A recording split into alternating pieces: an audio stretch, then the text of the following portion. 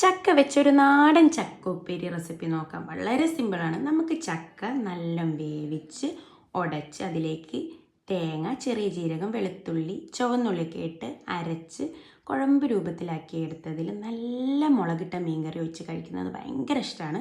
പക്ഷേ നമ്മൾ ഡാഡി കൂളിന് ഈ റെസിപ്പി ആട്ടോ ഇഷ്ടം. വളരെ സിമ്പിളാണ്, എല്ലാവരും ഒന്ന് ട്രൈ ചെയ്യുക. ചക്ക നീളത്തിലരിഞ്ഞത് കുറച്ചുപ്പും വെള്ളം കൂടെ ചേർത്തിട്ട് പാനിൽ അടച്ച് വെച്ച് മൂടി വെച്ച് ഇടയ്ക്കിടയ്ക്കൊന്ന് ഇളക്കി ഇളക്കി കൊടുത്ത് വേവിച്ചെടുക്കുക. അത്രയേ ഉള്ളൂ. ഉടയരുത് കേട്ടോ.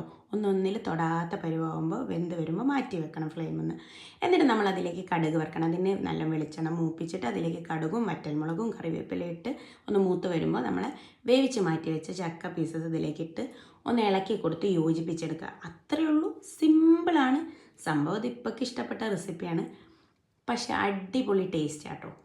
കട്ടൻ ചായൻ്റെ കൂടെ നല്ല കിഡിലൻ കോമ്പിനേഷനാണ്. അപ്പോൾ എല്ലാവരും ഒന്ന് മാറ്റി പിടിച്ച് ട്രൈ ചെയ്യുക. ബൈ.